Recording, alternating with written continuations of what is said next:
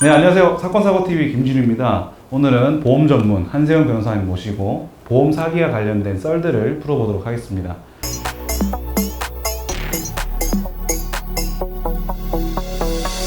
오늘 주제는 특정 주제를 가지고 설명드린다기보다는 그냥 보험 사기와 관련된 이런 이슈들, 사건들 그냥 썰로 한번 풀어보겠습니다.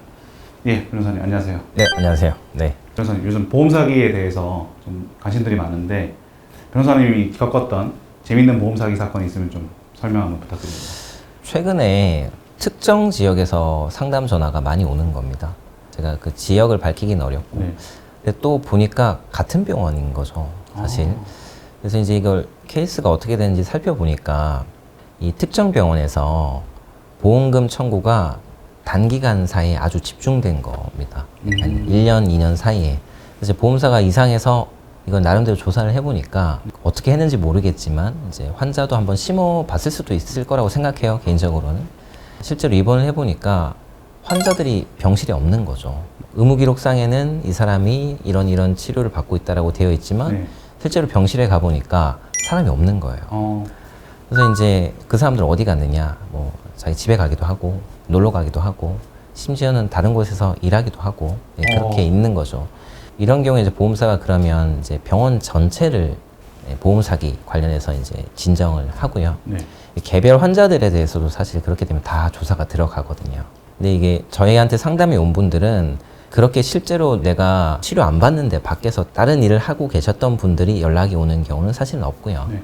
그분들은 어차피 보험 사기니까 스스로 누가 봐도 보험 사기니까.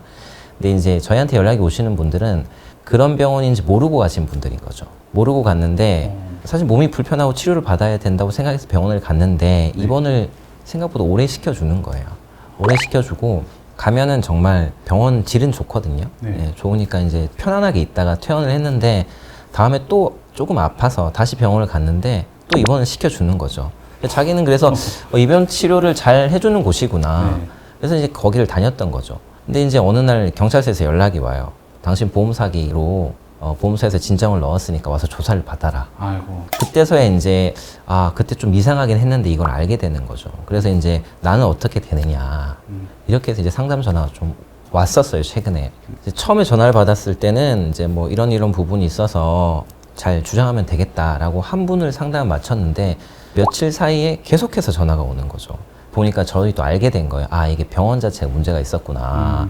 그래서 이제 저희도 수소문을 해보니까 이제 병원의 주요 관계자들이 이미 다 조사를 받은 거죠. 간호사도 가서 조사를 받고 행정 쪽을 하시는 그 병원 직원들도 조사를 받고 주요한 환자들은 대부분 다 이제 인정을 한 상태였죠.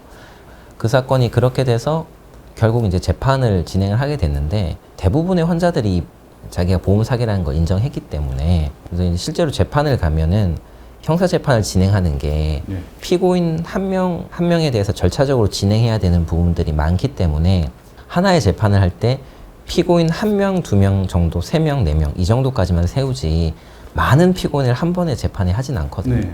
이 사건 같은 경우에는 어차피 다 인정했으니까 피고인이 막 20명, 30명 이렇게 되는 거죠. 그 중에서도 이제 다투는 사람들이 있는 거죠. 이제 제가 방금 말씀드린 경우처럼 나는 모르고 갔는데. 근데 그런 사람들은 정말 억울하죠. 내가 이제 보험 사기를 쳤다는 뭐 인식이나 이런 것도 전혀 없는 상태고 정말 아파서 길 가다가 아니면 광고 보고 들어갔다가 이제 보험 사기로 연루가 된 케이스니까요. 지금 한창 이제 진행 중입니다. 네. 뭐 스스로 보험 사기 뭐 인정하고 처벌받고 이런 분들이야 당연히 뭐 처벌받고 하겠죠. 근데 정말 억울하신 분들은 처벌을 피해갈 수 있다고 보시는지. 처벌을 피하는 게 맞는데요. 네. 그래서 이제 저는 이제 상담을 하면은 이제 억울함이 있다라고 하면 이제 무죄 주장을 하는 편이긴 한데 이게 병원 전체가 문제가 돼서 넘어가는 사건이기 때문에 이게 확률적으로는 조금 떨어질 수밖에 없어요. 수사도 다 일률적으로 그런 식으로 이루어졌고 이제 자백하는 다른 피고인들도 많이 있고 이제 판사 입장에서는 그런 와중에 유독 몇 명만 보험 사기가 아니라고 주장해서 그거를 이제 물론 이제 유심히 살펴는 보시겠지만 심정적으로 그 병원 전체가 문제인데 이 환자들이 정말 자기들은 몰랐다라고 할 수 있겠느냐. 그리고 입원해 있는 동안 다른 사람들 다 놀러 다니는 거 봤을 거고 그리고 이제 본인이 정말 그렇게 아프지 않은데도 입원을 막 시켜준다라는 거를 봤었으면 조금 의심해 봐야 되는 게 아니냐 이렇게 조금 판단할 가능성이 커서요. 그러니까 이게 어떻게 보면 모난놈 옆에 있다가 이제 정 맞은 케이스죠. 뭐 개인적으로는 사실 그런 병원이 있다라고 하면 이제 가보고 분위기가 이상하면 사실 피하시는 게 좋을 것 같아요. 네, 말씀 잘 들었습니다. 네.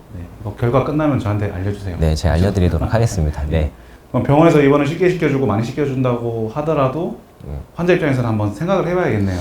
그렇죠. 이제 입원 자체를 시켜주는 거 가지고 뭐 생각할 필요는 없지만 병실에 입원해 있는데 정말 진짜 치료를 하는 병원인지 환자들을 그냥 방치해 두고 병실이 없으니까요, 애초에.